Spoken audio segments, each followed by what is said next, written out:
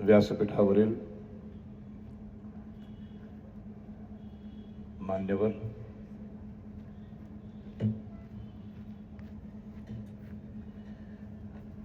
संदीपजी जाधव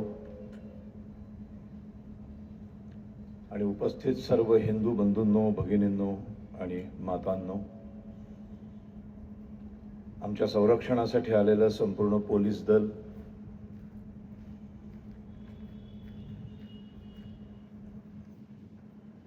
आज हिंदूंचं संमेलन आहे. राष्ट्रीय स्वयंसेवक संघाला 100 वर्ष पूर्ण झाली. त्या निमित्ताने हिंदू संमेलनं, हिंदूंना संघटित करणं, हिंदूंना एकत्र आणणं, असा एक फार मोठा उपक्रम चालू झालेला आहे. आणि त्यात आपल्या या विभागामधलं हे हिंदू संमेलन खरोखरच विराट आहे. इतक्या संख्येने इथे उपस्थित आहात हे बघून फार आनंद झालाय मला.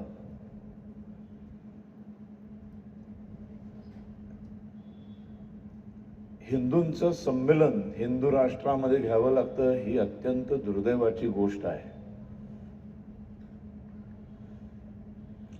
म्हणजे माझ्या पोंक्षींच्याच घरामध्ये पोंक्षांचं संमेलन, माझ्याच मुलांना, माझ्या बायकोला, माझ्या आईला मला हे सांगावं लागतं की आपापले भेद विसरून आपण एक पोंक्षी कुटुंब म्हणून एकत्र येऊया.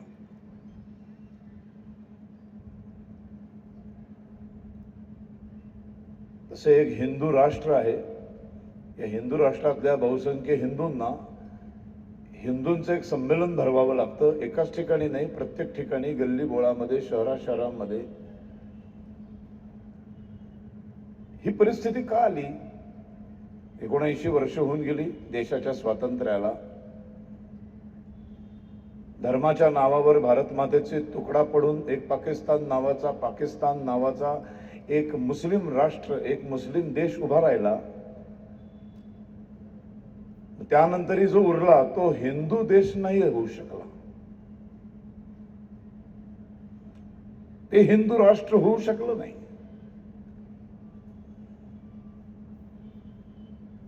ते निधर्मी झालं.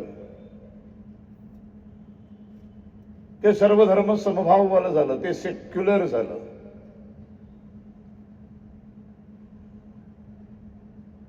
आणि तिथल्या बहुसंख्याकांचा सातत्याने अपमान केला गेला.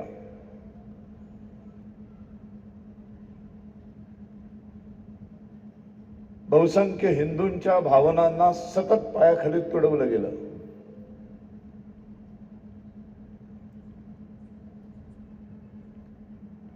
सगळ्यात महत्वाचं म्हणजे हिंदुस्थानामध्ये हिंदू असण्याचा न्यूनगंड निर्माण करण्यात आला.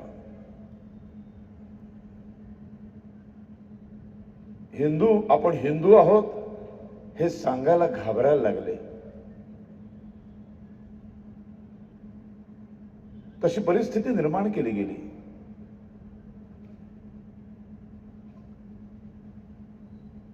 अल्पसंख्याकांचं पराकोटीचं लांगुल चालन सुरू झालं सरकारतर्फे, राजकीय पक्षांतर्फे. त्यांना इतकं लाडावलं गेलं की बहुसंख्य हिंदू घाबरून बसले, कोशात जाऊन बसले.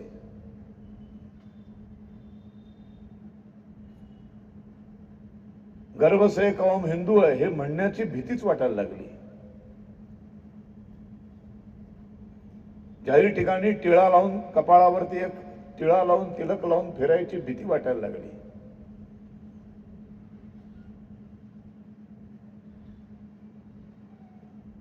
भगवा हातात घेऊन फिरण्याची भीती वाटायला लागली. बाह्यांगाने आम्ही हिंदू आहोत हे दिसू नये याची काळजी हिंदू समाज घ्यायला लागला. जाहीरपणे बोलायला घाबरायला लागले लोक. किती भयानक परिस्थिती आहे, किती भयानक हे दुर्दैव आहे हिंदुस्थानचं, हिंदुस्थानामधल्या बहुसंख्याकांचं. आणि हा विश्वामधला, जगामधला एकमेव असा देश आहे की ज्या देशामधल्या बहुसंख्य धर्मियांचा सातत्याने अपमान केला जातो. हे चित्र कुठेही बघायला मिळत नाही.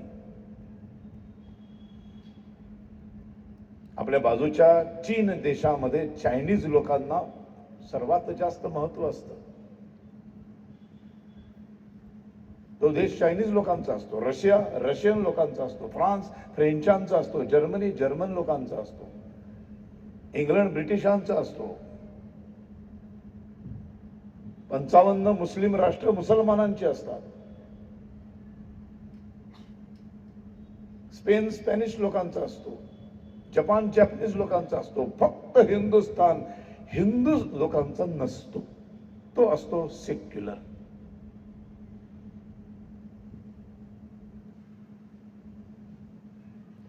हिंदुस्थानामधले मुसलमान असतात, पण हिंदू सेक्युलर असतात. हिंदुस्थानामध्ये ख्रिश्चन असतात, पण हिंदू निधर्मी असतात. बहुसंख्य हिंदुस्थानातले मुसलमान सुप्रीम कोर्टाचा आदेश धुडकारून मशिदीवरती भोंगा लावतात, रस्त्यावर नमाज पडतात.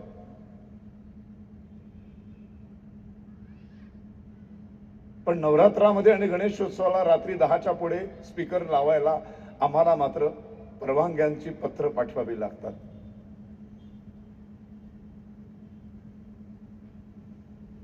काय दुर्दशा आहे हिंदूंची. अशा विभागलेल्या, मानसिक दुर्बल झालेल्या, शारीरिक दुर्बल झालेल्या हिंदूंना एकत्र आणणं, आणि म्हणून ही विराट हिंदू संमेलन. आणि त्याच्यामध्ये तुम्ही नेमके हिंदू आहात म्हणजे कोण आहात हे सांगणाऱ्या आमच्यासारख्या माणसांना बोलवलं जातं. इथे कुठल्याही धर्माचा द्वेष नाही. द्वेष, मारामारी, अशांतता, अहंकार, मत्सर, असूया या शब्दांना हिंदुस्थानामध्ये, हिंदू धर्मग्रंथांमध्ये, हिंदू संस्कृतीमध्ये या शब्दांना थारच नाहीये. वसुधैव कुटुंबकमची भावना जोपासणारा हा हिंदू समाज आहे. हे विश्वची माझे घर, वसुधैव कुटुंबकम, आता विश्वात्मके देवे.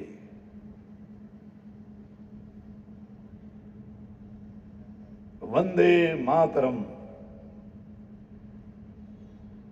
हे शब्द तुम्हाला कुठल्याही दुसऱ्या पंथाच्या पुस्तकामध्ये वाचायला मिळणार नाहीत.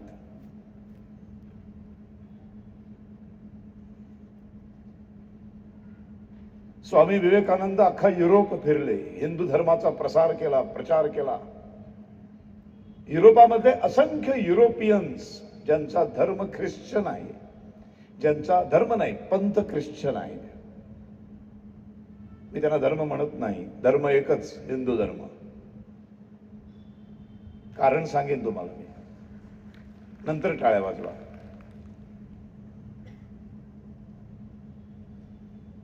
त्या सगळ्या ख्रिस्ती लोकांच्या समोर हिंदू धर्माची पताका काढून आले. हिंदू धर्म समजावून सांगून आले.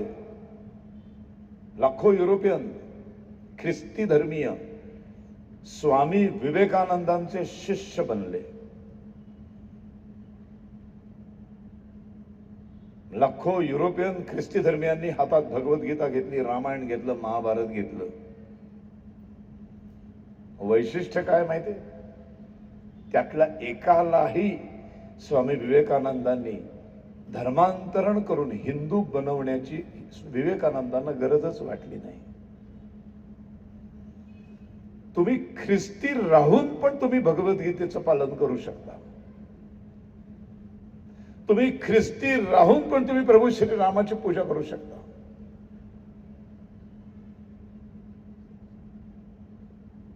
तुम्ही चर्चमध्ये जाऊन येशू ख्रिस्ताची पूजा करून तुमची जी काय पद्धती आहे ती पद्धती वापरून बायबल वाचून पण तुम्ही हिंदू संस्कृतीचं पालन करू शकता. हिंदू ही जगण्याची पद्धत आहे, त्या जगण्याच्या पद्धतीनुसार वागू शकता. एकालाही विवेकानंदांचा शिष्य होण्यासाठी ख्रिस्ती धर्म सोडावा लागला नाही.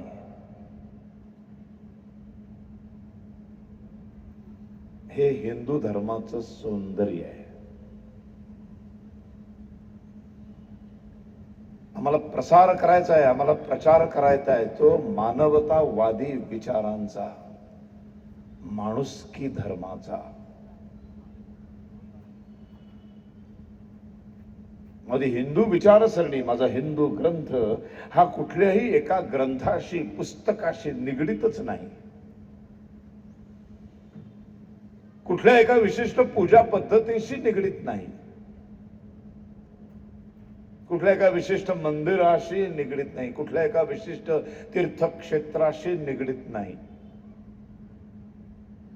आणि केवळ म्हणून हिंदू धर्माच्या पुस्तकांमध्ये, हिंदू धर्म ग्रंथांमध्ये वसुधैव कुटुंबकमची भावना आहे. हे शब्द तुम्हाला वाचायला मिळतात.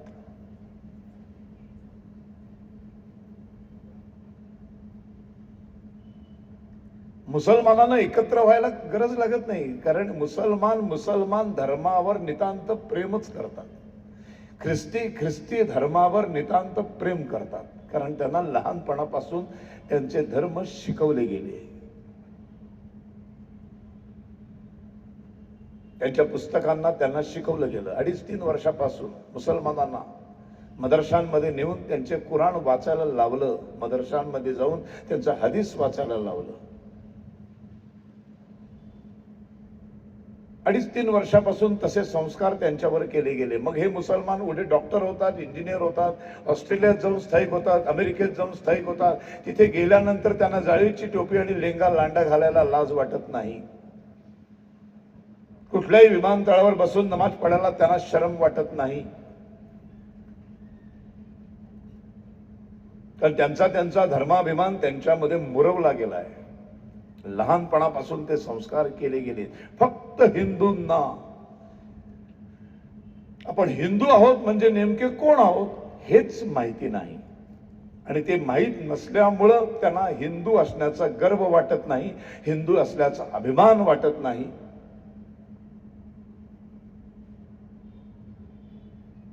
म्हणून या देशाचा इतिहास फार महत्वाचा आहे. सावरकरांचं एक फार छान वाक्य आहे, जे देश इतिहास विसरतात त्यांचा भूगोल बिघडतो. आम्ही इतिहास विसरलो नाही, आम्हाला जाणीवपूर्वक विसरायला भाग पाडलं. आमचा इतिहास, आमची धर्मग्रंथांपासून आमचा हिंदूंचा नाळ तोडला गेला.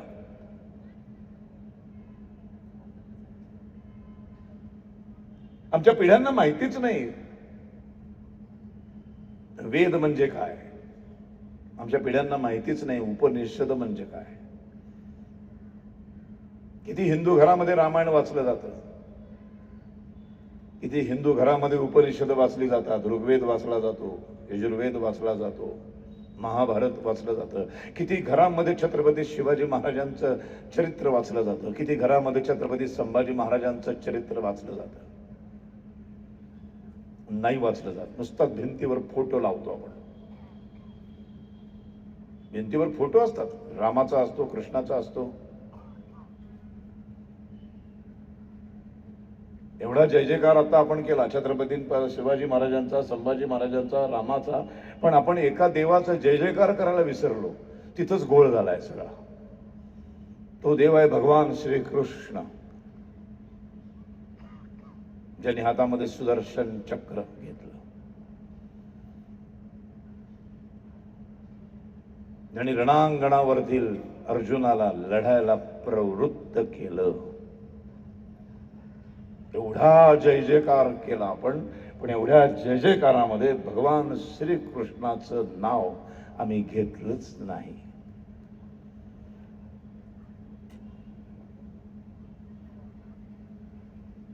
किती दुर्दैव आहे, श्रीकृष्णालाच विसरलो.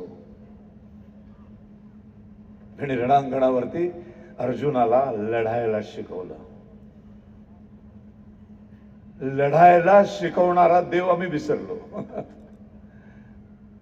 त्यामुळे आपल्यामध्ये ती लढाऊ वृत्तीच झाली नाही.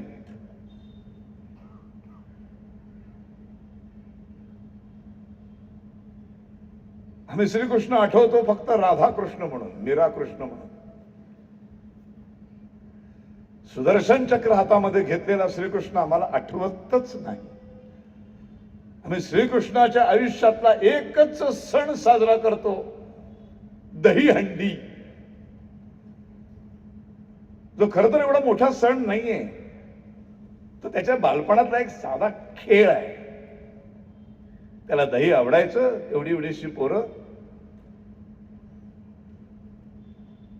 मग सगळ्या गवळणी, घरातल्या सगळ्या महिला दह्याचे माठ असे भरून ठेवलेले, ही पोरं यायची, सगळं दही खाऊन स्वस्त करून टाकायची. ह्याच्यावरनं उपाय काय म्हणून तेव्हाची बैठी घरं, त्याला वासे असायचे, वाशाला शिंकाळ असायचं. शिंकाळ माहितीये का कोणाला? माहित पण नसेल, हा शब्दच ऐकला नसेल कदाचित. एक 7-8-10 फुटाचं घर, 8व्या 9व्या 10व्या फुटावर एक असा वासा, त्या वाशाला एक शिंकाळ, आणि ही पोरं श्रीकृष्ण आणि त्याचे सगळे साथीदार येऊन ते दही चोरतात. ते चोरू नये म्हणून ते मडकं त्या शिंकाळ्यामध्ये वर लटकवलं जायचं. आणि जेव्हा बालकृष्णाला लक्षात आलं की ही सगळी मडकी आपण चोरतो दही, म्हणून वर लटकवलेली आहे, म्हणून त्यांनी त्याच्यावर उपचार काढला.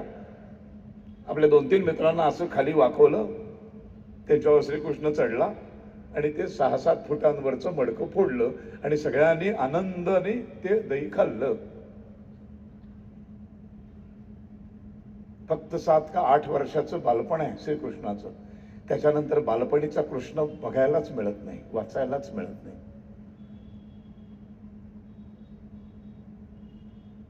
नंतर तो मथुरा सोडून जातो आणि मग फक्त राजकारणी कृष्ण वाचायला मिळतो आपल्याला. राजकारण धुरंधर कृष्ण. मग कसं लढायचं असतं, समोर काका असू दे, मामा असू दे, चुलत भाऊ असू दे, सगळे सोयरे असू देत, रक्ताची माणसं असू देत, कोणी का असेना, जर ते समोरचे अधर्माची साथ देत असतील तर धर्म अधर्माच्या लढाईमध्ये धर्माचाच विजय व्हायला पाहिजे. आणि धर्माचा जर विजय होणार नसेल, धर्म जर संपणार असेल, अधर्माचा विजय होणार असेल, तर ते कदापि सहन होणार नाही.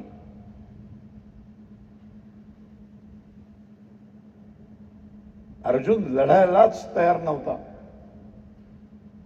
अरे समोर काका आहे, मामा आहे, माझा भाऊ आहे, ह्या भावंडांबरोबर मी खेळलोय, या काकाच्या मांडीवर मी वाढलोय, ह्याचं माझ्यावर भयंकर प्रेम होतं. हे भीष्म पितामह ज्यांनी माझ्यावर इतकं अतोनात प्रेम केलं, एवढं कोणीच केलं नसेल. मी बाणू त्यांच्यावर कसा चालवू?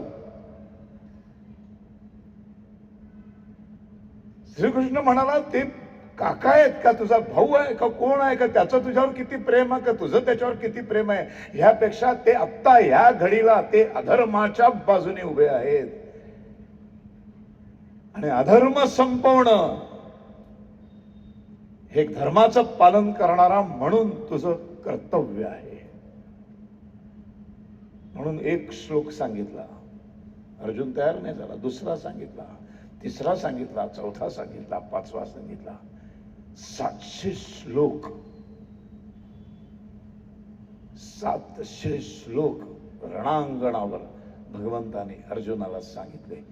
तेव्हा त्याच्या डोक्यात प्रकाश पडला आणि मग त्याने गांडीव उचलला आणि मग त्याने युद्धाला सुरुवात केली. 100 कौरव असून, सगळं सैन्य त्यांच्याकडे असून एकही जगला नाही, आणि सैन्य नसून फक्त 5 पांडव असून एकही मेला नाही. कारण जिथे धर्म आहे तिथे भगवंत आहे. शस्त्र पण हातात नाही घेतले श्रीकृष्णाने. सांगेन मी युक्तीच्या 4 गोष्टी. शस्त्र नाही हातात घेणार, शस्त्र नाही घेतलं, सारथी बनला.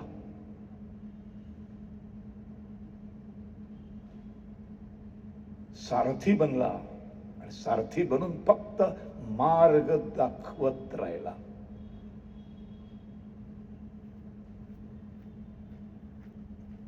कर्ण खाली उतरला, चाक अडकलं चिखलात, शस्त्र वर ठेवलंय रथात, खाली उतरून निशस्त्र करणं, चाक काढतोय, तेव्हा श्रीकृष्ण सांगतो मार त्याला, मार.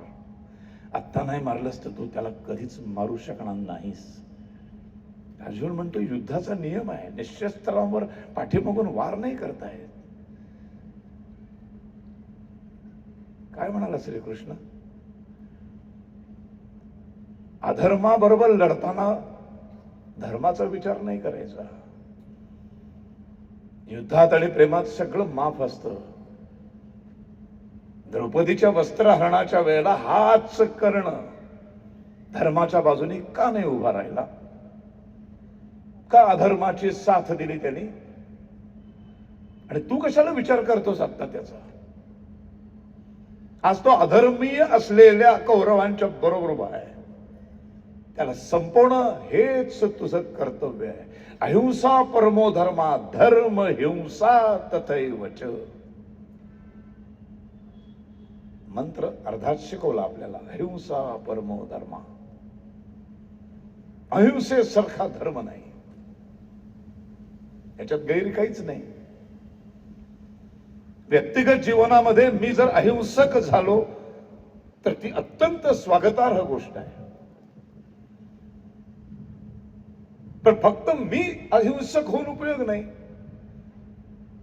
हे अहिंसेचं महत्व माझ्या समोरच्या प्रतिस्पर्ध्याला सुद्धा पटलं पाहिजे आणि त्यांनी सुद्धा शस्त्र खाली ठेवलं पाहिजे.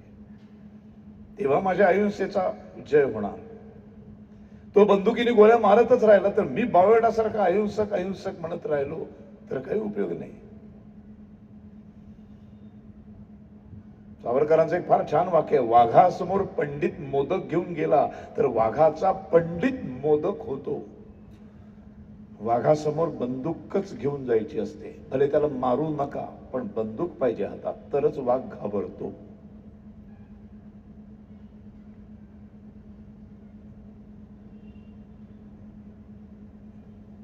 भगवद्गीता जगायला शिकवते. हे दोन अवतार आहेत आमच्या हिंदुस्थानामधले, हिंदू धर्मग्रंथांमधले सगळ्यात महत्वाचे धर्मग्रंथ रामायण आणि महाभारत. प्रभू श्रीरामांनी आयुष्यातली प्रत्येक गोष्ट चौकटीत राहून, मर्यादेत राहून कशी करायची ते शिकवलं. आणि या सगळ्या मर्यादा ओलांडल्यानंतर त्या ओलांडणाऱ्यांचं काय करायचं हे शिकवायला श्रीकृष्णाने जन्म घेतला. आणि आता सगळेच जण मर्यादा ओलांडणारे दिसतात आजूबाजूला. आणि आम्ही जय जयकार फक्त रामाचा करतो, श्रीकृष्णाचा करत नाही. विसरलो आम्ही श्रीकृष्णाला. सकल हिंदू संमेलनात श्रीकृष्णाला विसरलो. कसे लढणार आपण, नाही का? कारण लढा म्हणून सांगणारा श्रीकृष्ण आम्हाला आठवलाच नाही तर श्रीकृष्ण तरी कशाला येईल आम्हाला 700 श्लोक सांगायला? आमच्या समोर कोणी मुसलमान नाही आहेत, आमच्या समोर कोणी ख्रिश्चन नाही आहेत.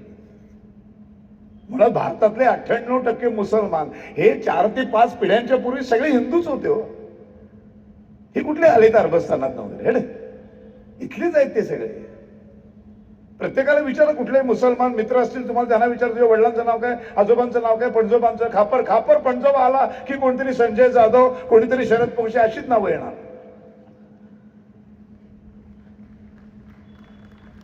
पण त्या काळामध्ये मोगलांची आक्रमण झाली, एका हातात कुराण एका हातात तलवार, तलवार मानेवर ठेवली, घाबरले बिचारे. घाबरणं चुकीचं नाहीये. जीवाची भीती प्रत्येकाला असते. बोल इस्लामचा स्वीकार कर, झाला इस्लामिक, तो झाले मुसलमान. ते 4-5 पिढ्यांपूर्वी हिंदू आहे तो सगळे. बॅरिस्टर जिना ज्यांनी अख्खा इस्लामिक देश मागितला ते त्यांच्या 3 पिढ्यांच्या पूर्वी हिंदू होते. फार दूर कशाला जात आहे? तर सगळे मूळ इथलेच आहे, कोणी बाहेर आलेलं नाहीये. 2-3% आले असतील फक्त. त्यामुळे ही लढाई हिंदू मुसलमानांची नाहीच आहे. ही लढाई धर्म आणि अधर्माची आहे.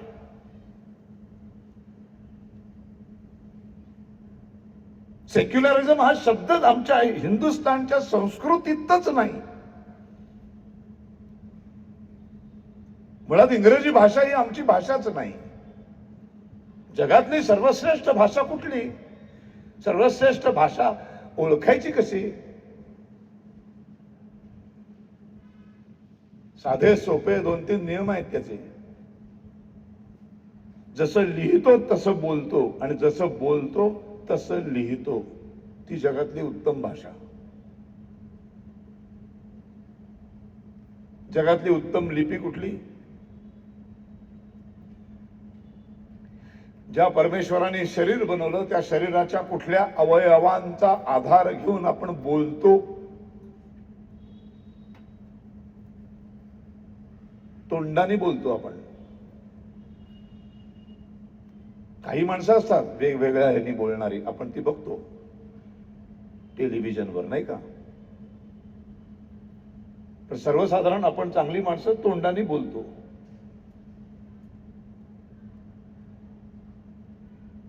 तोंडामधली काय काय अवयव वापरतो बोलताना? कंठ, जीभ, टाळू, ओठ.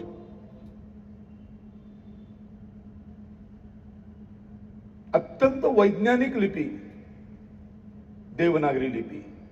सगळे स्वर वेगळे आहेत, मग व्यंजन वेगळी आहेत. स्वर आणि व्यंजनांचं मिश्रण नाहीये. अ आ इ ई उ ऊ ए ऐ ओ औ अम आ संपले सगळे स्वर. मग औष्ठव्य, मग तालव्य, मग कंठव्य, मग दंतव्य. दात, जीभ, टाळू, ओठ, कंठ यांचा वापर करून आपण जे बोलतो तशी आपली लिपी बनवली गेली आहे.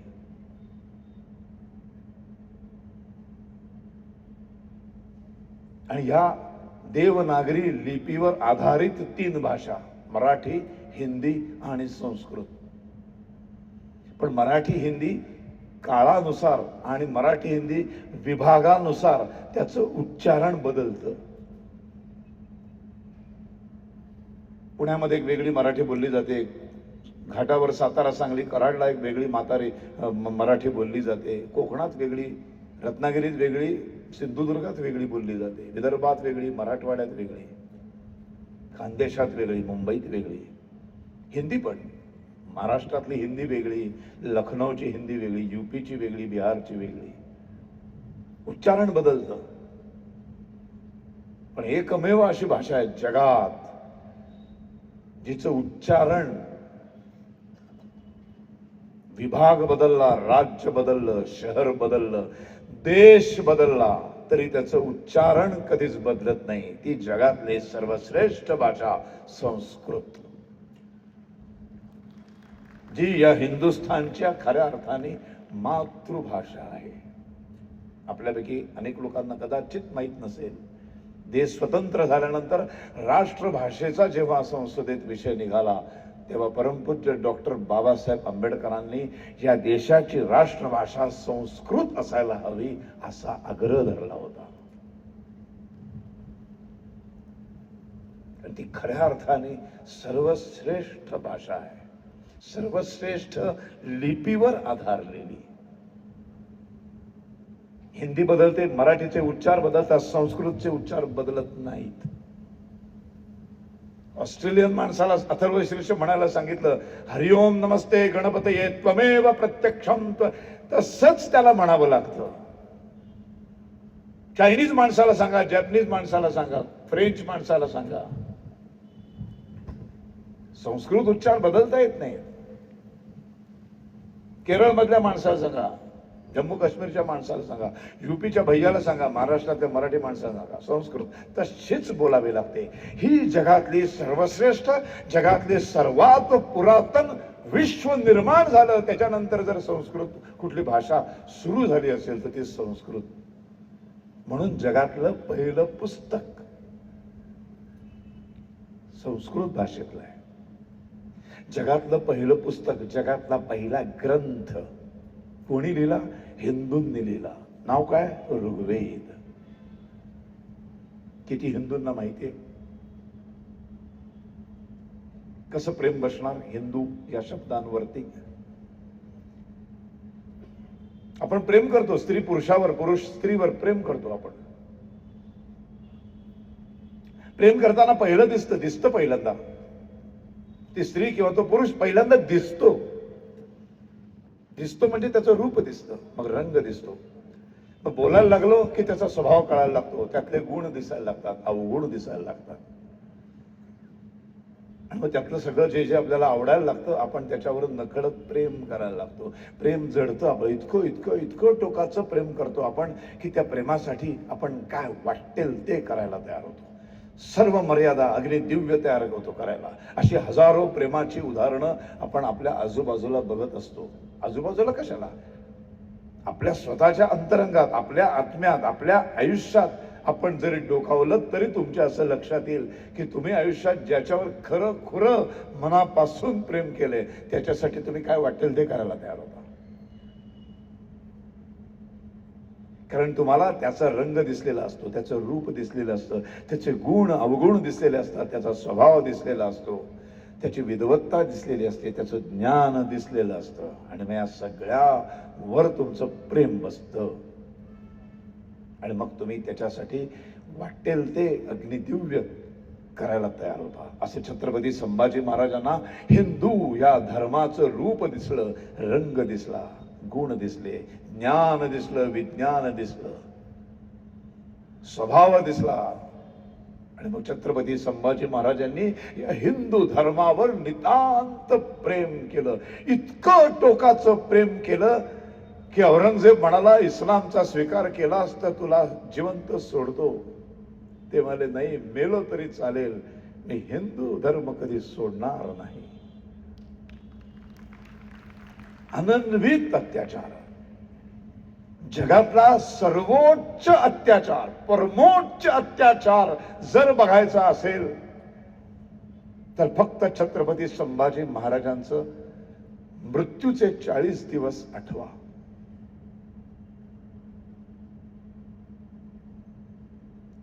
डिप्लोमॅटिक वागून, जीव वाचवून संभाजी महाराज स्वतःला वाचवू शकले असते. आत्ता नाही का पॉलिटिकल लोक डिप्लोमॅटिक शब्द वापरतात. विरुद्ध विचारसरणीच्या पक्षातल्या लोकांना का घेतलं? ती एक डिप्लोमॅसी आहे. अशी डिप्लोमॅसी राजा होते हो, संभाजी महाराज राजे होते, राजकारणातलेच होते, त्यांनाही तशी डिप्लोमॅसी दाखवता आली असती. पण डिप्लोमॅसी वगैरेच्या पलीकडे जाऊन त्याने हिंदू या अक्षरांवर, या धर्मावर, या संस्कृतीवर इतकं प्रेम केलं, इतकं प्रेम केलं की डोळे काढले, जीभ काढली, नख काढली, चामडी सोलली, तुकडे तुकडे केले माझ्या राजाचे, पण हिंदू धर्म सोडला नाही.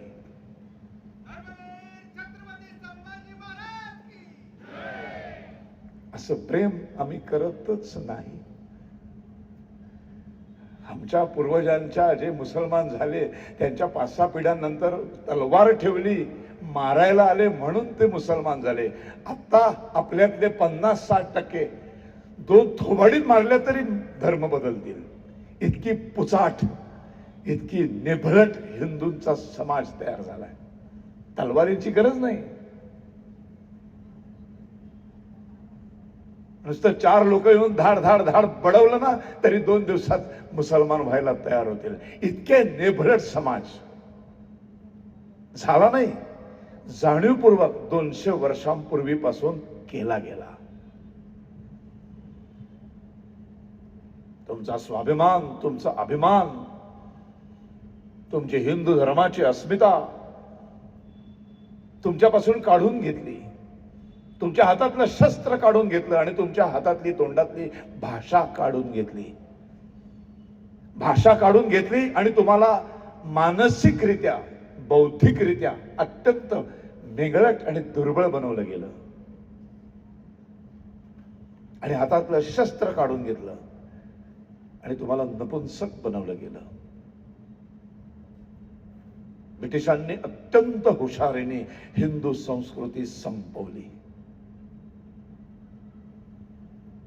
म्हणून त्या मुळाकडे जाण्याशिवाय आपल्याला गत्यंतर नाही.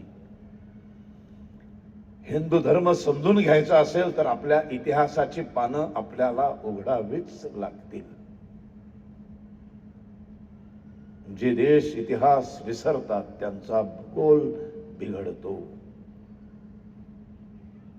82 दशलक्ष पर्व क्षेत्रफळ हिंदुस्थान.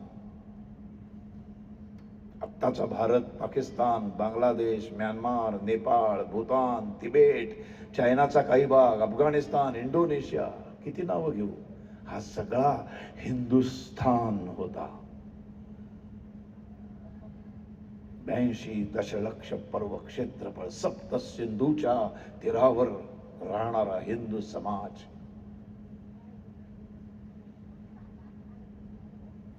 आज किती शिल्लक राहिला?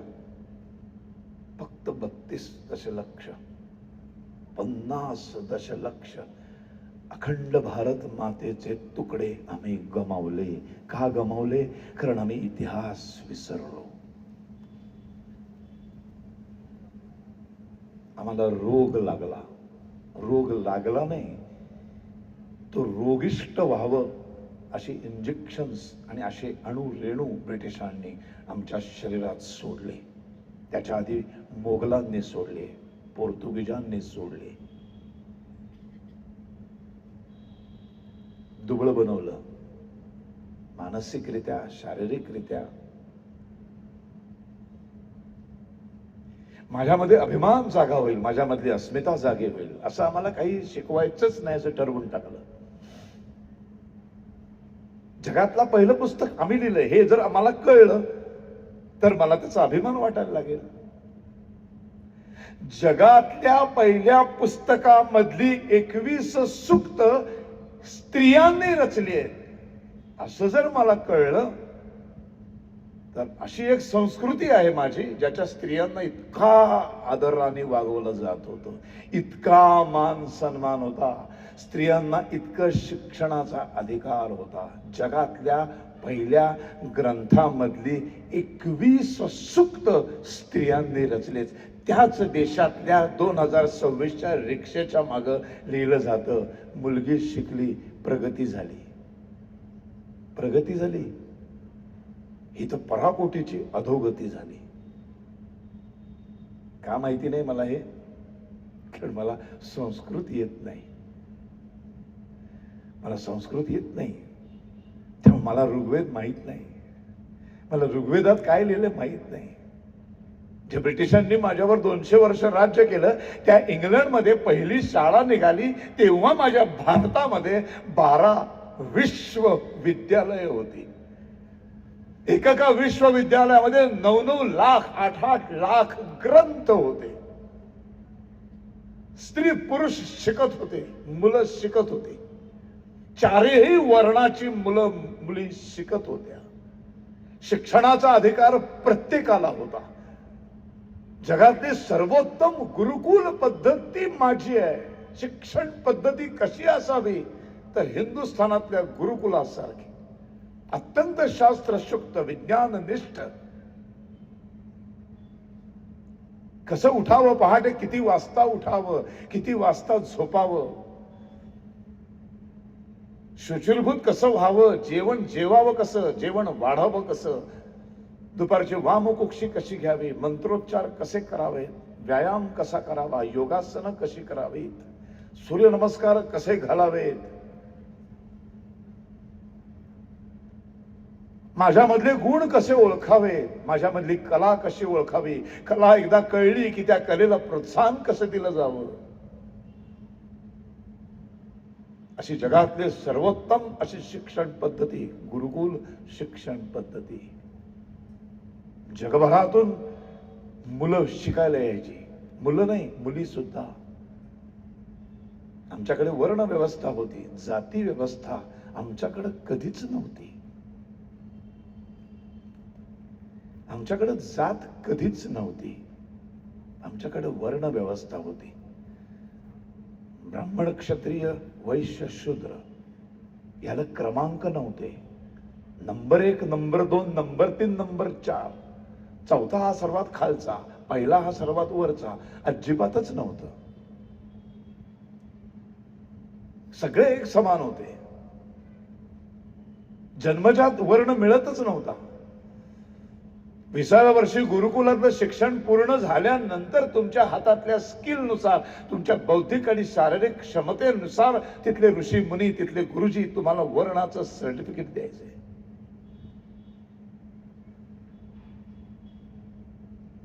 पहिली 7 वर्ष गुरुकुलामध्ये ऍडमिशन घेताना वर्णाचा संबंधच नाही, कारण माहितीच नाही तुम्ही ब्राह्मण आहात, तुम्ही क्षत्रिय आहात, तुम्ही वैश्य आहात का तुम्ही शूद्र आहात, माहितीच नसायचं. ब्राह्मणाच्या घरी जन्मालेला ब्राह्मण, क्षत्रियाच्या घरी जन्माला आलेला क्षत्रिय, असले प्रकारच नव्हते. जन्माचा वर्णाशी संबंधच नव्हता. कास्टिझम, कास्ट हा शब्दच आमच्याकडे नव्हता. त्यामुळे जात नव्हती, माहितीच नाही आम्हाला. पहिली 7 वर्ष फक्त बालपण होतं, फक्त बालपण, यथेच्छ बालपण. खायचं, प्यायचं, खेळायचं, झोपा काढायच्या, बास. कोणी मानगुटीवर बसत नव्हतं. अक्षरांची ओळख कर, आकडे घे, पाटी घे, पेन्सिल घे, शी काही संबंध नाही. 7 वर्ष यथेच्छ शिकायचं, आपलं खेळायचं, मजा करायची, खायचं, प्यायचं, झोपा काढायच्या, बास. आई वडिलांच्याकडनं लाड पुरवून घ्यायचे. असं यथेच्छ सुंदर 7 वर्षाचं बालपण.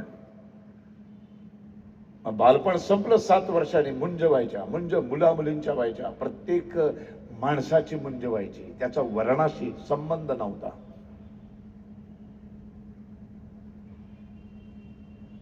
हे सगळं का सांगतोय मी? तुम्ही हिंदू या शब्दांवर खूप प्रेम करावं. ज्या दिवशी तुम्ही हिंदू या धर्मावर, या अक्षरांवर प्रेम करायला लागाल, तेव्हा हिंदू संमेलनांची गरजच लागणार नाही.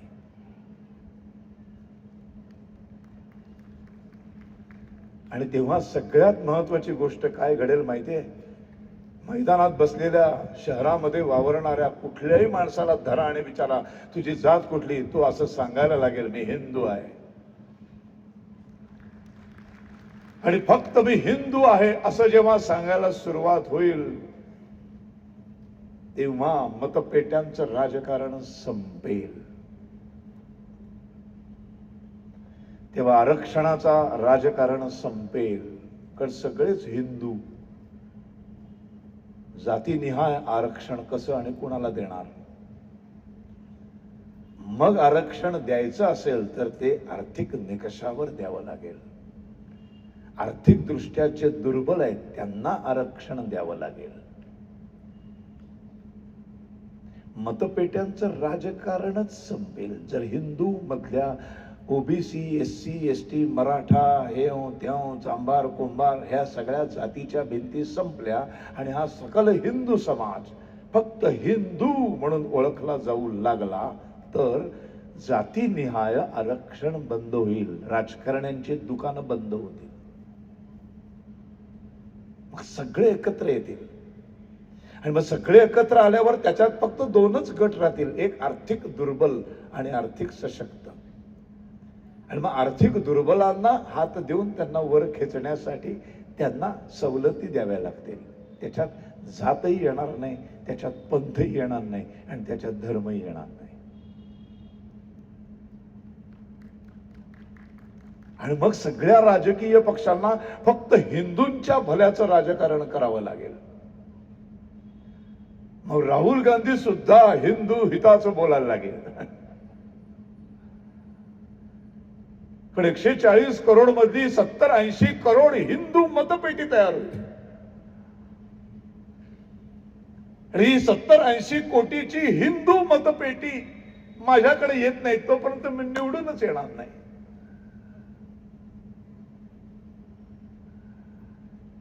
खऱ्या अर्थाने सकल हिंदू समाज या शब्दांना अर्थ प्राप्त होईल.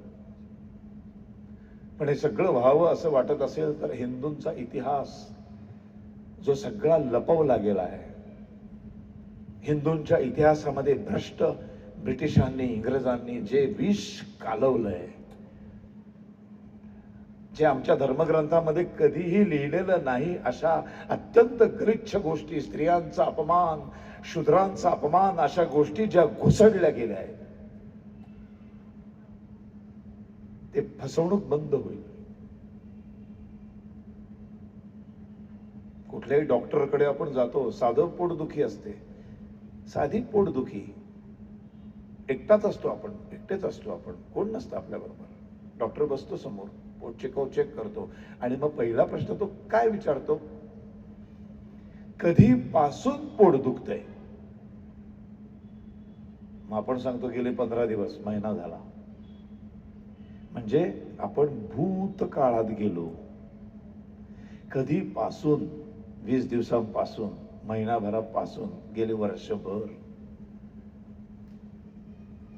मग पुढचा प्रश्न, तुमच्या घराण्यात कोणाला पोटदुखी आहे का? आई वडिलांना? अजून पाठी. भूतकाळात अजून माग माग माग माग. म्हणजे माझ्या व्यक्तिगत पोटदुखीवर औषधोपचार करायचा तर डॉक्टरला माझ्या भूतकाळात म्हणजे माझ्या इतिहासाच्या टोकापर्यंत जावं लागतं. तेव्हा त्याच्या लक्षात येतं की ह्याची पोटदुखी नेमकी कशामुळे आहे, आणि मग ह्याच्यावर कुठले उपचार करायचे, कुठल्या गोळ्या द्यायच्या, कुठलं औषध द्यायचं ते तो ठरवतो. आणि मग तसे औषधोपचार सुरू होतात. साधी एका माणसाच्या पोटदुखीसाठी त्या माणसाच्या इतिहासाचं ज्ञान डॉक्टर करून घेतो, तेव्हा त्याच्या रोगावर निदान होतं. आम्हाला रोग लागलाय सर्व धर्म समभावाचा. आम्हाला रोग लागलाय सेक्युलरिझमचा. आम्हाला रोग लागलाय निधर्मवादाचा. निधर्मवाद किती दिवसांपासून आहे? डॉक्टरचा प्रश्न. पोटदुखी 20-25 दिवसांपासूनची असते. निधर्मवाद 200 वर्षांपासून आहे. बरं, दुसरं काय होतंय? सेक्युलरिझम झालाय मला. होय, म्हणजे सेक्युलरिझम कधीपासून झालाय? तुमच्या आई वडिलांना सेक्युलरिझम होता का? हो, होता की. आजी आजोबांना त्यांनाही होता. किती पिढ्यांपासून आहे? 200 पिढ्यांपासून आहे. अजून काय होतंय? निधर्म झालाय मला. होय, म्हणजे निधर्माचे औषध. आता मला सांगा, तुम्हाला हा निधर्म कधीपासून झालाय? तर गेले महिनाभर झालाय. तुमच्या आई वडिलांना निधर्म रोग होता का? होता की. आईकडून होता का वडिलांकडून? नाही, दोन्हीकडनं होता.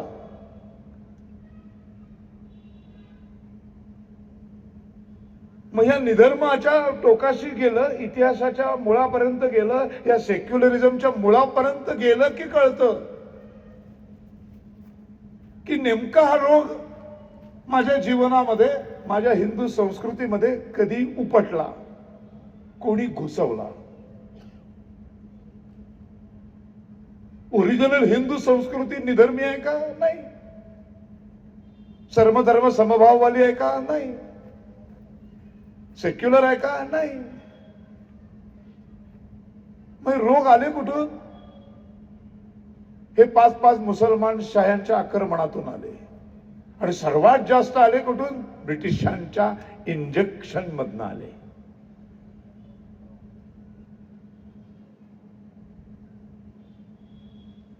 मग त्याच्यावर औषध शोधायला पाहिजे. मग सेक्युलरिझम रोगाचं विश्लेषण केलं पाहिजे. मग हा सेक्युलरिझम नेमका कुठून आला? परदेशी नागरिकांकडनं आला. मग परदेशातलं कुठून आला? तर परदेशामध्ये युरोप खंडात होता तो. तिथे चर्चेस मधली भांडणं होती, ती मिटवण्यासाठी प्रत्येक चर्चनी आपल्या आपल्या समुदायाने एकमेकांचा समान आदर राखावा. त्याच्यातनं सेक्युलरिझम हा शब्द युरोपात जन्माला आला. त्याचा आमच्याशी काय संबंध? निधर्म हा जगामध्ये, निधर्म असं जगातच काही नाही. सर्व धर्म समभाव असं जगातच काही नाही. कारण सर्व धर्म समभाव असं मानलं की सर्व धर्म आहेत हे मान्य करावं लागतं. पण मुळात सर्व धर्मच नाही आहे, सर्व पंथ आहेत, सर्व मजहब आहेत, माणसाने निर्माण केलेले, मनुष्य निर्मित आहे ते. धर्म मनुष्य निर्मित नसतो, धर्म ईश्वर निर्मित असतो, ज्यांनी ही सृष्टी निर्माण केली. ज्यांनी दगड निर्माण केले, ज्यांनी माती निर्माण केली, ज्यांनी वृक्ष निर्माण केले, नद्या नाले निर्माण केले,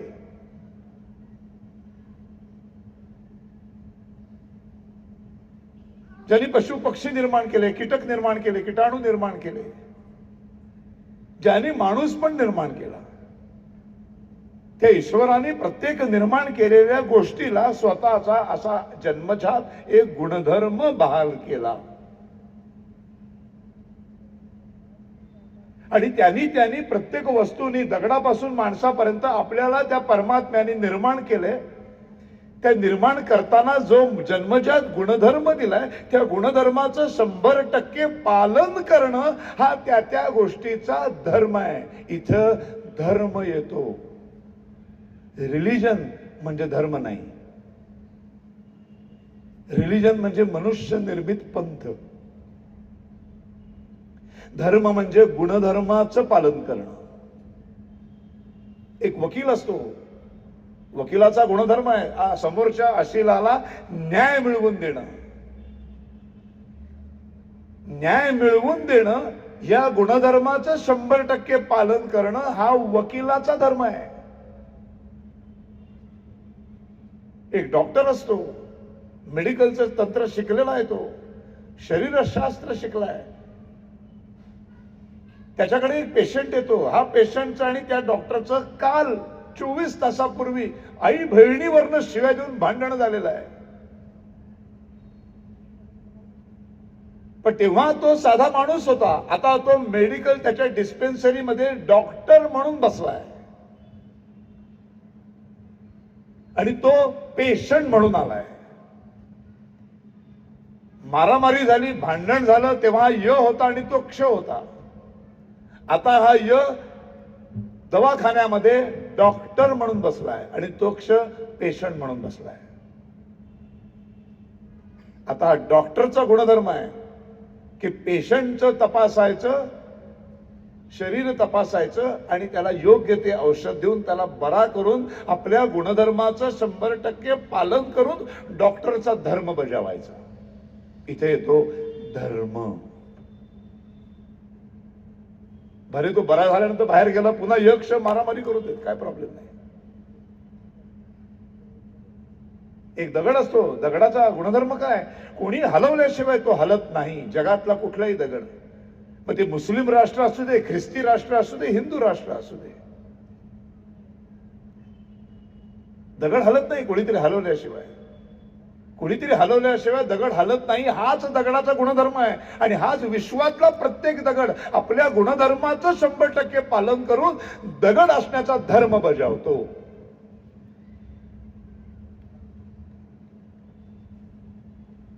नदी एका ठिकाणी उगम पावते, विश्वामधली, एका ठिकाणी उगम पावते. ती वाटेल ते झालं, कितीही डोंगर दऱ्या, किती अडथळे आले तरी ती नदी उगम पावल्यानंतर सागरापर्यंत तिचा प्रवास सुरू होतो. ती प्रत्येक संकटावर, भौगोलिक अडचणींवर मात करत करत करत सागरामध्ये विलीन होणारच, हा तिचा गुणधर्म आहे. या गुणधर्माचं प्रत्येक नदी 100% पालन करते. आपण दुबईला जातो, ते मुस्लिम राष्ट्र आहे, सगळेजण जाऊन आले असतील एकदा तरी. त्या दुबईमध्ये उतरल्यावर मुस्लिम राष्ट्र आहे म्हणून तिथल्या दगडाकडे बघून आपण कधीही असं म्हणत नाही मुस्लिम दगड, अमेरिकेत ख्रिस्ती दगड, आणि मुंबईत उतरला आता हिंदू दगड दिसला, असं नाही म्हणत. दगड दगड असतो, नदी नदी असते. एक अग्नी पेटवतो आपण, थंडी, आता उन्हाळा आहे, थंडीच्या दिवसामध्ये अग्नी पेटवतो. अग्नी पेटवल्यानंतर तिच्या चारी बाजूनी आपण सगळेजण असे बसतो, थंडी वाजते म्हणून. अग्नीजवळ का बसतो, कारण अग्नीचा गुणधर्म माहिती आहे, ऊब देणं, ऊब मिळणं, थंडीपासून संरक्षण. टेम्परेचर जास्त आहे, आपण सगळेसे गोल बसतो, अजून थंडी वाढते.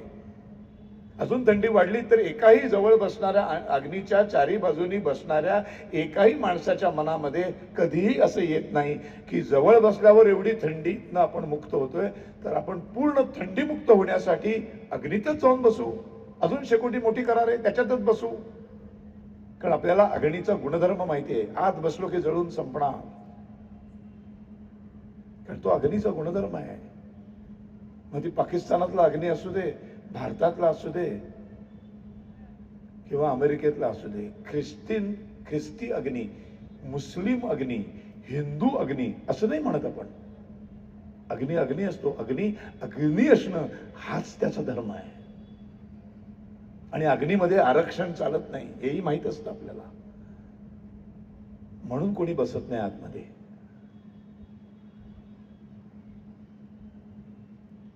तसंच माणूस, विश्वामधला प्रत्येक मनुष्य त्या परमात्म्याने निर्माण केला. जसं दगडाला जन्म दिला, जसा नद्या नाल्यांना वृक्षांना जन्म दिला. न्यूटन काय सांगतो? न्यूटन कशाला, आपल्याला काय वाटतं न्यूटननी गुरुत्वाकर्षणाचा नियम सांगितला? न्यूटनच्या आधी गुरुत्वाकर्षणच नव्हतं.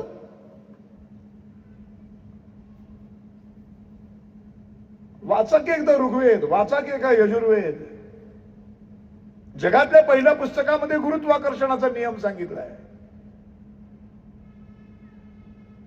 माहितीच नाही. हिंदू त्याच्या इतिहासापासून, त्याच्या संस्कृतीपासून इतके दूर दूर गेलेत ना, त्यामुळे त्यांना हिंदू असण्याचा अभिमानच वाटत नाही. केवळ जन्माने हिंदू आहोत म्हणून आपलं फॉर्मवर हिंदू लिहितो, असं कधीच मनात येत नाही की तो भगवा बघून काहीतरी साला होतं आतमध्ये. हिंदू म्हणताना काहीतरी घडतं आतमध्ये. छत्रपतींचा चौकातला पुतळा बघितला की असं बघून दुर्लक्ष करून निघून जावं असं नाही वाटत. उभं राहावं असं वाटतं, बघावं वाटतं. काहीतरी घडतं, काहीतरी असा एक नाळ जोडलेला आहे. पंढरपूरच्या विठ्ठलाच्या मंदिरात गेलं की काहीतरी घडतं. काशी विश्वनाथला गेलं काहीतरी घडतं. तिरुपती बालाजीला बघितलं की काहीतरी घडतं. हा एक नाळ जोडला. हा नाळ का जोडलाय? का सुखावतो आपण? का बरं वाटतं? विचारच करत नाही. त्याच्या खोलापर्यंत कधी शिरतच नाही. तसं माणूस जन्माला घातला. या माणसाला सुद्धा त्या दगडाप्रमाणे, वृक्षाप्रमाणे, नद्या नाल्यांप्रमाणे गुणधर्म बहाल केला. काय गुणधर्म बहाल केला? दुसऱ्या माणसाशी, पशूंशी, पक्ष्यांशी, नद्यांशी, नाल्यांशी, दगडांशी, धोंड्यांशी, डोंगरांशी, पर्वतांशी, सगळ्यांशी प्रेमानं वागणं, माणुसकीनं वागणं.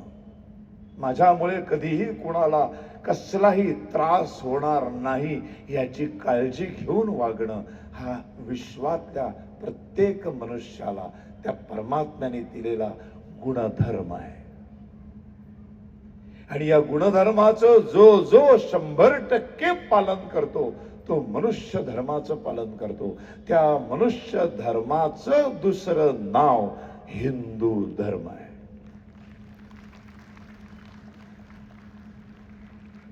म्हणून या धर्माला कोणी संस्थापक नाही. श्रीकृष्णाने भगवद्गीता सांगितली म्हणून श्रीकृष्ण संस्थापक आहे का? नाही.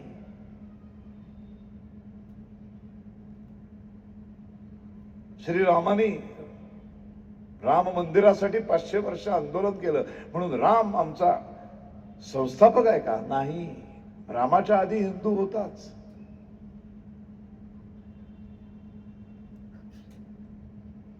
आपले सगळे अवतार बघा, मत्स्य अवतार, कुर्मा अवतार, वराह अवतार, नरसिंह अवतार, वामन अवतार, परशुराम अवतार, श्रीराम, श्रीकृष्ण, गौतम बुद्ध, सगळे अवतार भारताच्या कल्याणासाठी जन्माला नाही आले, विश्वाच्या कल्याणासाठी जन्माला आले.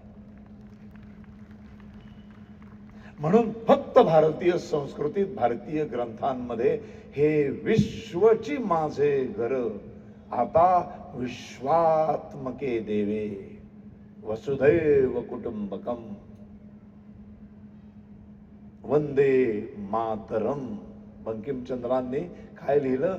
वंदे मातरम. पृथ्वी मातेला वंदन करणार गीत लिहिलं, वंदे मातरम, ज्याला 150 वर्ष पूर्ण झाली.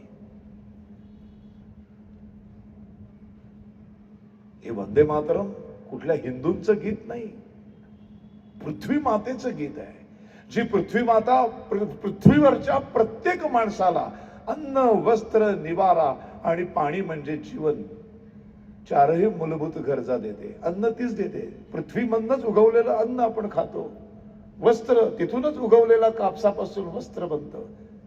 निवारा असाच जमिनीवर एकही कुदळ न खणता एखादं इथे कोणी असेल बिल्डर, जमिनीवर डायरेक्ट सिमेंट टाका, विटा टाका, एक घर बांधून दाखवा, 2 दिवस पण टिकणार नाही. त्या पृथ्वी मातेला क्षमा मागावी लागते, एक विधी करावा लागतो, कुदळ चालवावी लागते. तिच्या पोटात खड्डा खणून माझ्या घराचा पाया तू घट्ट पकडून ठेव म्हणून वास्तूची शांत करावी लागते.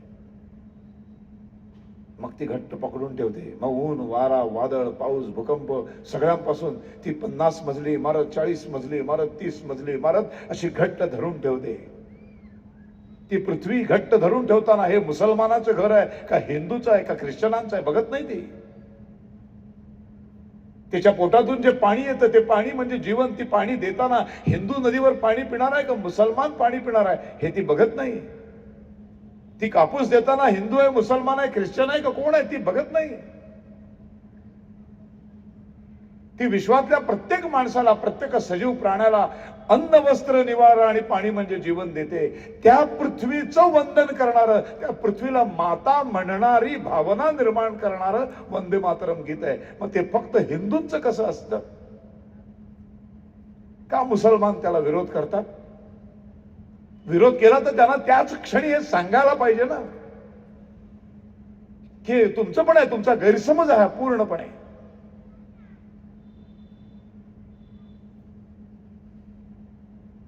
आम्ही नाही सांगितलं. आम्ही गलिच्छ राजकारणापोटी आमच्या या पृथ्वीचं वंदन करणाऱ्या गीताचाच गळा घोटला. आम्हीच घोटला, हिंदूंनीच घोटला. इतिहास वाचा मंडळी, इतिहास वाचत नाही. तुमचे हे सगळे सेक्युलरिझम, सर्वधर्म समभाव या रोगांची उत्तरं तुम्हाला इतिहासात मिळतील. त्या रोगाच्या मुळापर्यंत जा. मुळापर्यंत गेला तर मुळापासून हे रोग उपटून फेकून देता येतील.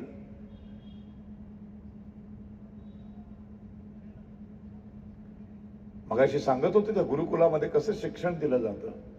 सर्व मुलं मुली, सर्व, कुणाचंही तिथे ऍडमिशनला बंधन नव्हतं.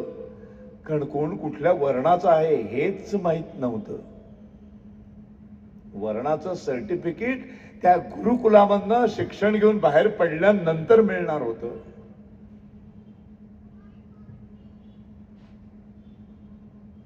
मग पहाटे उठायचं कसं? किती वाजता? शंखनाद झाला की पहाटे 4 वाजता उठायचं. अंथरुणावरनं पाय जमिनीवर ठेवत असताना त्या पृथ्वीचे मंत्र म्हणून तिची क्षमा मागायची. पृथ्वी माते, आता दिवसभर मी तुझ्या अंगा खांद्यावर चालणार आहे, पाय लागणार आहेत माझे, क्षमा कर मला. काय संस्कार आहेत. फक्त फिजिक्स, केमिस्ट्री, मॅथ्स, भूमिती, बीजगणित, इतिहास, भूगोल, नागरिकशास्त्र असे 10 विषय शिकवले की शिक्षण होत नाही. त्याला शिक्षण नाही म्हणत. आपण सगळेजण शिकतो ते फक्त माहिती, तंत्रज्ञान, ज्ञानाचा संबंध नाही. शिक्षण कसं असावं? समर्थांनी दासबोधामध्ये लिहिलंय. मन, मनगट आणि मेंदू यांचा विकास करणारं ते शिक्षण ते गुरुकुलामध्ये मिळत होतं. मन निर्भय व्हावं, मन मनगट, मनाने पूर्णपणे ताकदवान व्हावं. छोट्या छोट्या अपयशांमधून मनाने कधी खचून जाता कामा नये. मनोबल अत्युच्च शिखरापर्यंत नेणारं शिक्षण मन. दुसरं मनगट. वेळ प्रसंग आला तर तलवार घेऊन लढायची ताकद पाहिजे माझ्या या सुंदर माणुसकी धर्मावर, या सुंदर हिंदू धर्मावर जर कोणी आक्रमण केलं तर त्या अधर्म्यांना नाश करायची ताकद या मनगटामध्ये आली पाहिजे. असं मनगटाचं शिक्षण. मन कणखर, मग मनगट कणखर, आणि तिसरं बुद्धी कणखर. मन, मनगट आणि मेंदू. स्वतःचा विचार. कुठल्या तरी पॉलिटिकल लीडरने मला सांगितलं म्हणून चालला मोर्चाला. तो कशासाठी मोर्चा आहे, कोण काय म्हणतोय काही माहिती नाही.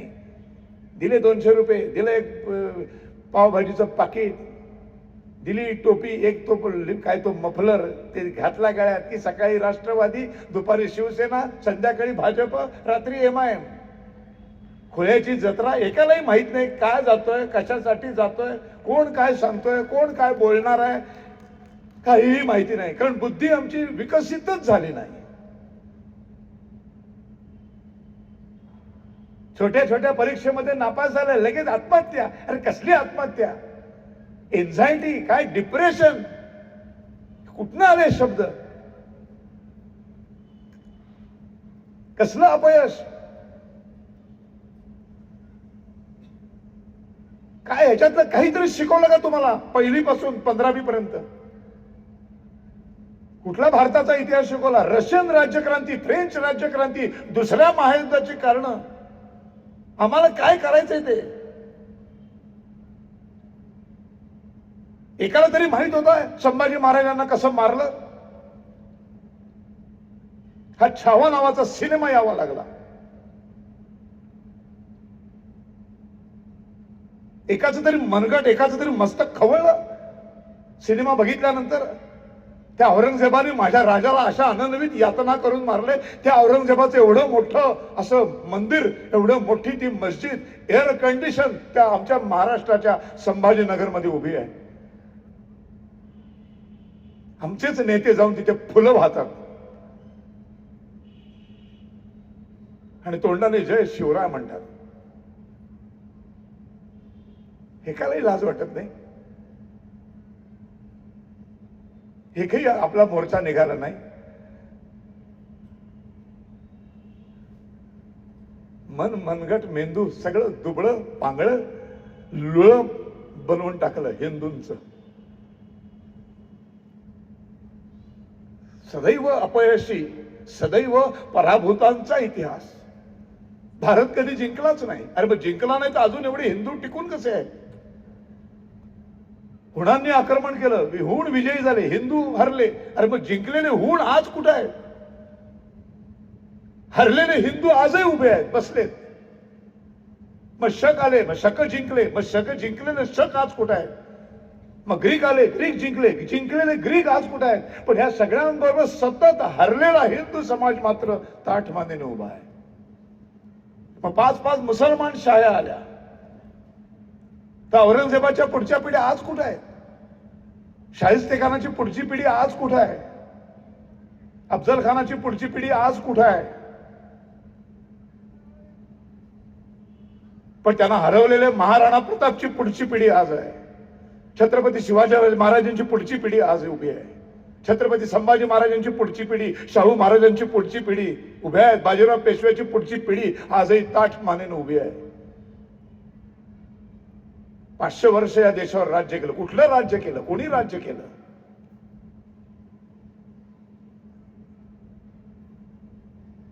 म्हणजे कोणीतरी लढलं ना हिंदूंचं,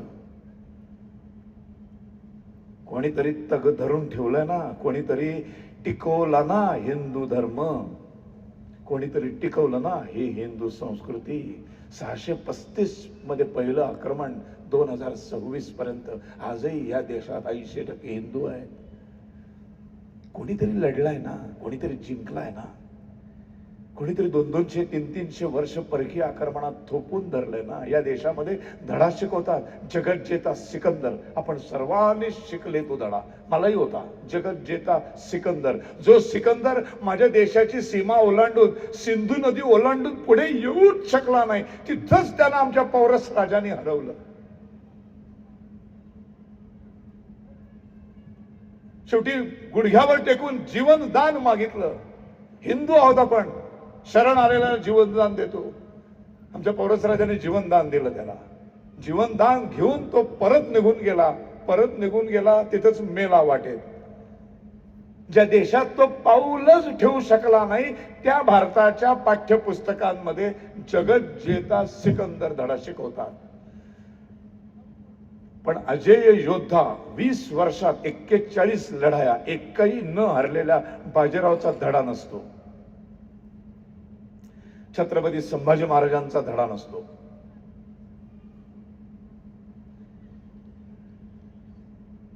इथे काहीतरी मला कोणीतरी सांगितलं येताना आज इथे छत्रपती शिवाजी महाराजांचं काहीतरी बनवलंय ना? नाही नाही, ते रस्त्यावर सगळी चित्र लावलेत, ते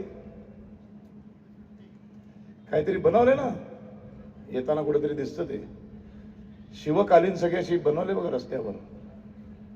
काय म्हणतात त्याला? शिवसृष्टी. मला त्यांनी सांगितलं ह्याच्यात अफजल खान वध शाहिस्ते खानाची बोट छाटली हे नाहीच आहे म्हणे. आहे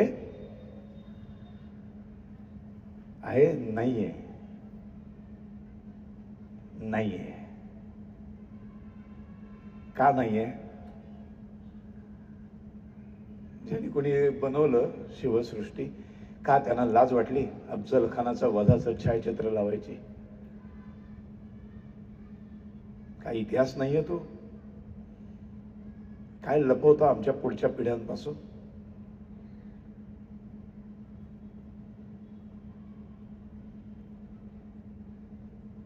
काय गलिच्छ राजकारण आहे बघा. यांना म्हणतात मतपेट्यांचं राजकारण. या मतपेट्यांच्या राजकारणाला जर तडा द्यायचा असेल तर समस्त हिंदूंनो सगळ्यांनी जातीनिहाय, आता ते तुमच्याकडे येईल ना, त्याच्यामध्ये हिंदू ही एकमेव जात लिहायला सुरुवात करा. आणखीन एक भाषा म्हणून येतं, त्या भाषेमध्ये मराठी हिंदी लिहाल, इंग्लिश पण लिहाल, पण संस्कृत लिहायला विसरू नका. किमान ओम भूर्भुवः स्वः तत्सवितुर्वरेण्यं भर्गो देवस्य धीमहि धियो यो न प्रचोदयात्. एवढा मंत्र तर इथे बसलेल्या या मैदानातल्या सगळ्यांना येत असेल, म्हणजे तुम्हाला संस्कृत येतं. तुमची भाषा पुढे संस्कृत लिहा.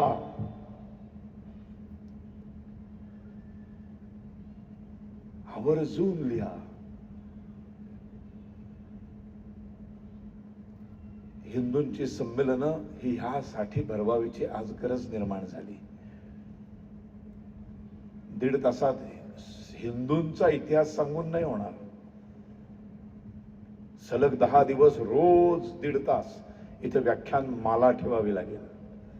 तेव्हाही कदाचित हिंदू धर्म, हिंदूंचा इतिहास सांगून संपणार नाही. इतका विशाल, इतका मोठा,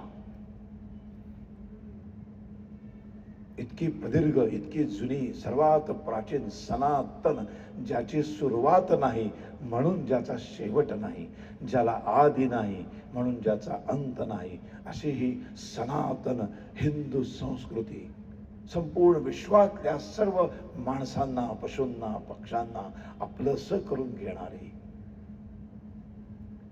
अगदी सोपा शेवटचा हिंदू शब्दाचा अर्थ सांगतो आणि मग थांबतो.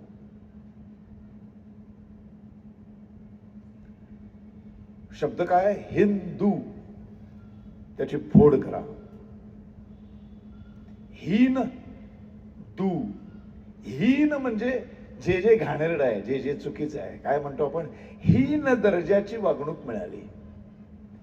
हीन प्रतीचा आंबा आहे, हीन वृत्तीचा माणूस आहे. जे जे घाणेरडं आहे, जे जे चुकीचं आहे, जे जे असत्य आहे, जे जे अनितीने भरलेलं आहे, ते सगळं हीन आहे. अशा जगातल्या सर्व हीन गोष्टींना कायम दूर ठेवणारा तो हिंदू. मग तो घरी अल्लाची पूजा करत असेल, येशूची पूजा करत असेल, बायबल वाचत असेल, कुराण वाचत असेल, पण उंबरठा ओलांडल्यानंतर जर तो सगळ्या हीन गोष्टींना दूर ठेवत असेल तर तो माझ्यासाठी हिंदू असतो. फक्त दुर्दैवाने त्यांची संख्या 2% आहे. आपली लढाई हे धर्म आणि अधर्माची आहे. हिंदू मुस्लिम लढाईच नाही आहे, धर्म अधर्माची लढाई आहे. हिंदू अहिंदूंची लढाई आहे. माणुसकी धर्माचं पालन करणारे आणि माणुसकी धर्माला संपवण्याला निघालेले यांच्यातली लढाई आहे.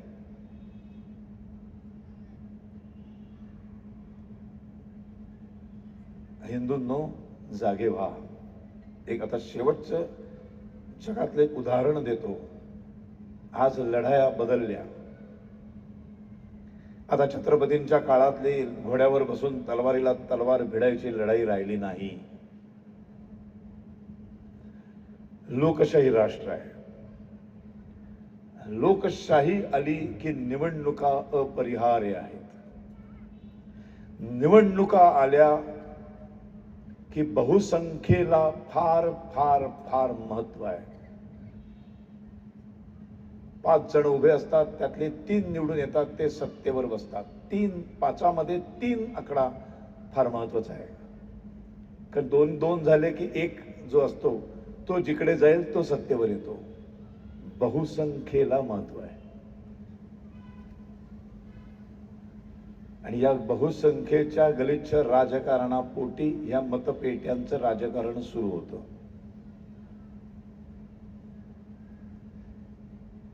आणि निवडणूक ही आत्ताच्या काळातलं युद्ध आहे. बातम्यांमध्ये सुद्धा सांगतात बघा, निवडणुकीच्या रिंगणात 5 उमेदवार आहेत, असं रिंगणात म्हणतात ना. किंवा मैदानात या ना लढायला. निवडणुकीची भाषा कशी आहे? मैदानात लढायला उतरा, होऊन जाऊन दे 2-2 हात, पुढारी बोलतात ना. आता लोकशाहीमध्ये लढाई हे निवडणुकीचं मैदान आणि शस्त्र हे आपल्या बटन दाबणं हे आपलं शस्त्र आहे.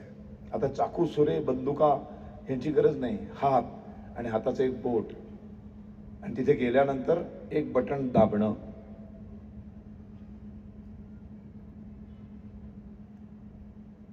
हे बटन सर्वात जास्त हिंदू हितासाठी दाबलं गेलं तर तुम्ही सगळे टिकून राहाल.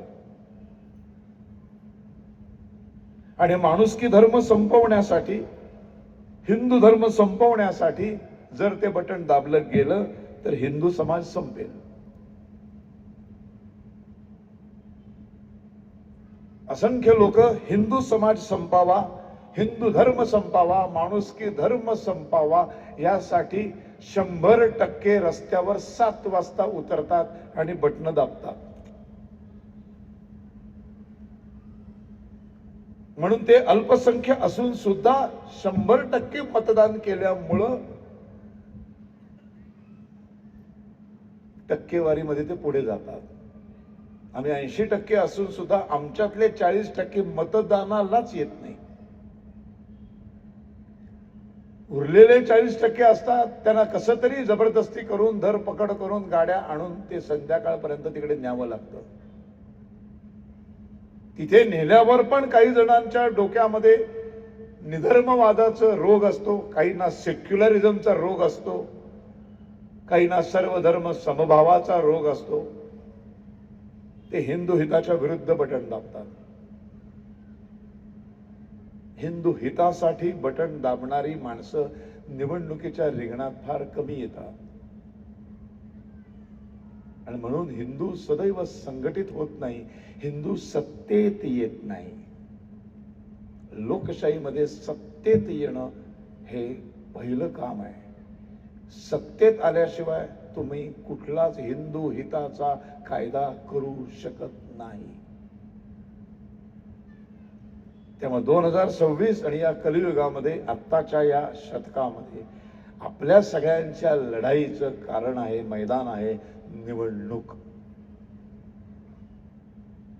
एकाही घरामध्ये बसू नका. ज्या ज्या निवडणुका येतील, ग्रामपंचायतीपासून लोकसभेपर्यंत, एकाही ज्याला हे हिंदू राष्ट्र व्हावं, हे माणुसकी धर्माचं राष्ट्र व्हावं, हे धर्माचं राष्ट्र व्हावं, इथे सगळ्यांनी सुखाने नांदावं असं ज्याला वाटते त्यांनी मैदानात उतरा. सकाळीच उचला. वाट बघू नका कुठल्या पक्षाची गाडी येईल आपल्याला घेऊन जातील.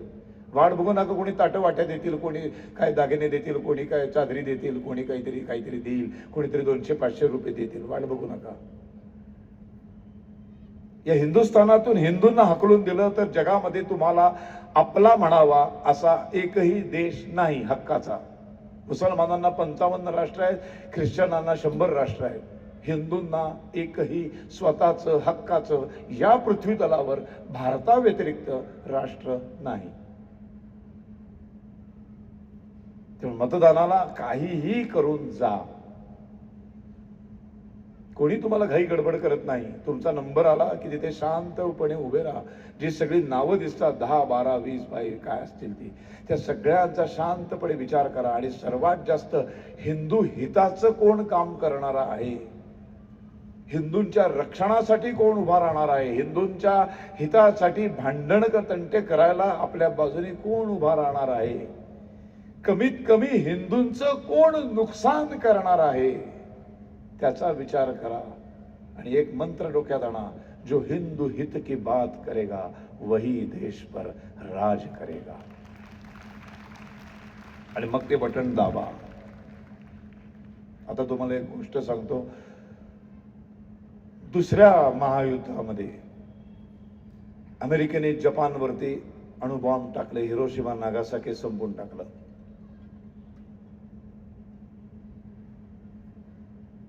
जपान बेचिराग झाला, जपान संपला.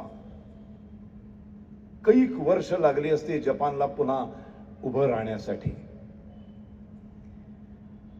मग आंतरराष्ट्रीय समुदायाने ती संपूर्ण जबाबदारी, ज्या अमेरिकेने करार मोडून अणुबॉम्ब टाकलाय त्याच अमेरिकेला सांगितलं गेलं की तुम्हीच आता जपानला पुन्हा उभं करायचं. आता जपानला पुन्हा उभं करायचं तर काही करोड रुपयांची इन्व्हेस्टमेंट जपानमध्ये करावी लागेल. ती इन्व्हेस्टमेंट वसूल कशी करणार, म्हणून अमेरिकेने ती अट मान्य केली. पण त्याच्या बदल्यात एक सांगितलं की जपानमध्ये अमेरिकन उद्योगधंदे सुरू करायची परवानगी द्या. जपानने दिली. अमेरिकेच्या गाड्या, अमेरिकेचे शोरूम, अमेरिकेचे हॉटेल्स जपानमध्ये उभी राहिली. पण जॅपनीज माणूस त्याच्या जपान नावाच्या राष्ट्रावर, त्याच्या जॅपनीज धर्मावर इतकं नितांत प्रेम करत होता की तो त्याच्या राष्ट्रावर आणि त्याच्या धर्मावर ज्यांनी हल्ला केलाय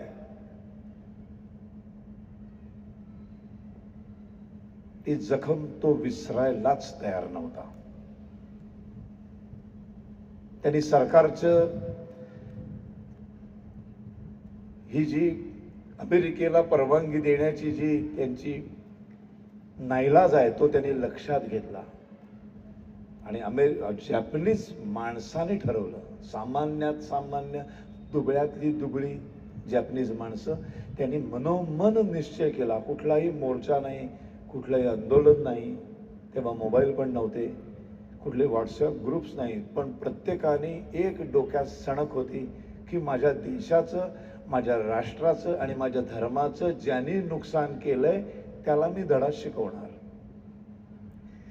त्यांनी उभ्या केलेल्या हॉटेलमध्ये, त्यांनी उभ्या केलेल्या शोरूममध्ये, त्यांनी उभ्या केलेल्या दागदागिन्यांच्या दुकानामध्ये, त्यांनी उभ्या केलेल्या गाड्यांच्या स्टोअर्समधनं मी अमेरिकन माणसाकडनं एकही वस्तू विकत घेणार नाही.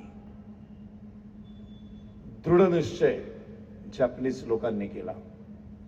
पुढच्या 5 वर्षात अमेरिकन दुकानं, अमेरिकन शोरूम्स, अमेरिकन गाड्या, अमेरिकन दागिने, हॉटेल्स सडले. एकही गिराईक आलं नाही. अमेरिकेला प्रचंड मोठा धक्का बसला. एक छोटंसं जपान राष्ट्र बलाढ्य अमेरिकेला केवळ सर्वसामान्यांनी आपल्या देशावर प्रेम केलं आणि आपल्या देशावर हल्ला करणाऱ्यांना धडा शिकवण्याचं कारस्थान, धडा शिकवण्याचं एक फार मोठं आंदोलन मनोमन उभं केलं आणि त्याप्रमाणे ते वागले आणि अमेरिकेला धडा शिकवला. अमेरिका स्वतःसारखी सरळ आली. जपान तर पुन्हा उभं राहिलंच, पण अमेरिकेने जेवढे नुकसान केले त्याच्या 5पट नुकसान अमेरिकेचं सामान्य जॅपनीज माणसाने घडवून आणलं, केवळ आर्थिक नाकाबंदी नावाचं शस्त्र उचलून.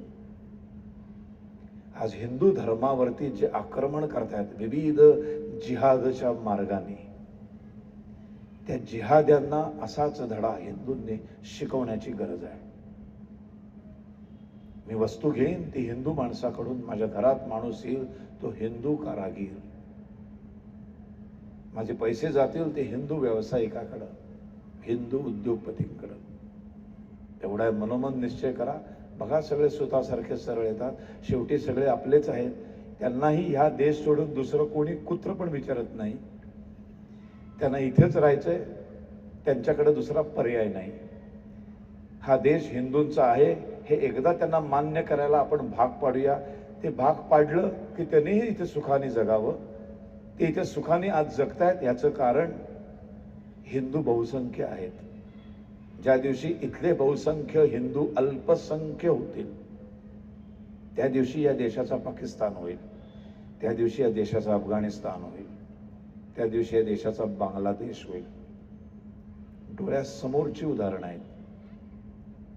फार 500 वर्षांपूर्वीचा इतिहास नाहीये, 70-75 वर्षांपूर्वीच्या इतिहासातली उदाहरणं आहेत. आपल्या धर्मावर, आपल्या राष्ट्रावर झालेल्या हल्ल्यांना कधी विसरू नका. आपल्या जखमा कधी विसरू नका. हिंदूंचे अनन्वित अपमान, अवहेलना, स्त्रियांचे अत्याचार, मूर्त्यांची तोडफोड, मंदिरांची नासधूस विसरू नका.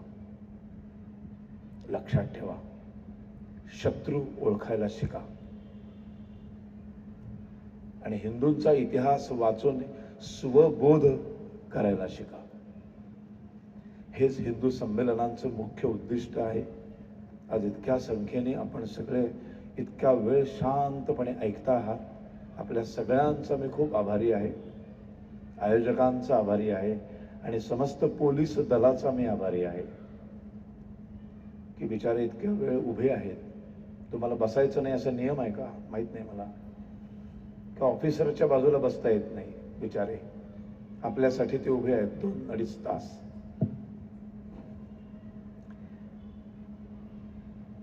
सगळ्यांचं मी खूप आभारी आहे. आपण हिंदूंनो, जात विसरून मी फक्त हिंदू आहे हा जयघोष ज्या दिवशी होईल त्या दिवशी तुमच्या वाट्याला यायची हिंमत पण कोणी करणार नाही. इथंच थांबतो. जय हिंद.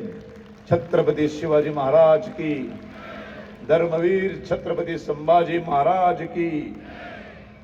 आता सनातन हिंदू धर्म की. आपण ज्या गीताला 150 वर्ष पूर्ण झाली त्या संपूर्ण वंदे मातरमनी या कार्यक्रमाची सांगता करूया. मी ते लावतो. संगीता कट्टी नावाच्या कर्नाटकातल्या गायिका आहेत. अतिशय अप्रतिम असं संपूर्ण वंदे मातरम त्यांनी गायले. हे वंदे मातरम होईल त्याच्यानंतर शांतपणे आधी स्त्रियांना जाऊ दे, मग पुरुषांनी जा, आणि सगळ्यात पहिल्यांदा मला जाऊ दे. कारण मला उद्या वैभव